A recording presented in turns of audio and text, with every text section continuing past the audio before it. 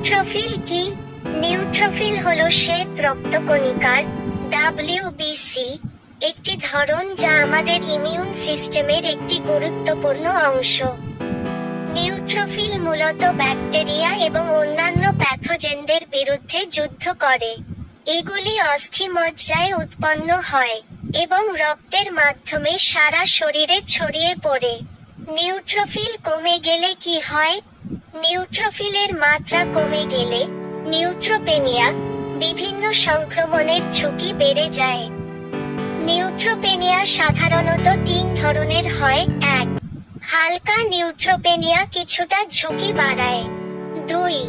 মধ্যম নিউট্রোপেনিয়া মাঝারি ঝুঁকি। 3. গুরুতর নিউট্রোপেনিয়া মারাত্মক সংক্রমণের ঝুঁকি।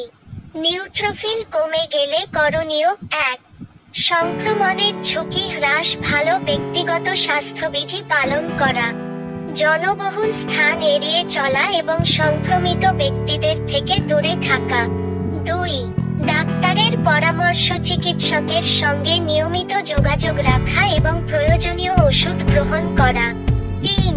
পুষ্টিকর খাবার, প্রোটিন, ভিটামিন ও মিনারেল সমৃদ্ধ খাবার খাওয়া। 4. নিয়মিত পরীক্ষা, নিয়মিত রক্ত পরীক্ষা করা এবং নিউট্রোফিলের মাত্রা মনিটর করা। নিউট্রোফিল বেড়ে গেলে কি হয়? নিউট্রোফিলের মাত্রা বেড়ে গেলে নিউট্রোফিলিয়া, এটি বিভিন্ন কারণের জন্য হতে পারে, যেমন সংক্রমণ, প্রদাহ, স্ট্রেস, ক্যান্সার বা ওষুধের প্রভাব। নিউট্রোফিলিয়া সাধারণত নিচের উপসর্গগুলি হতে পারে: 1. সংক্রমণ বা প্রদাহজনিত অসুখ বা সংক্রমণ থাকলে। 2.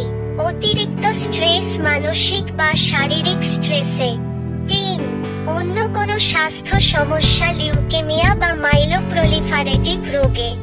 সারসংক্ষেপ: নিউট্রোফিল আমাদের ইমিউন সিস্টেমের একটি গুরুত্বপূর্ণ অংশ এবং এর কমে বা বেড়ে যাওয়া বিভিন্ন স্বাস্থ্য সমস্যার ইঙ্গিত দেয়।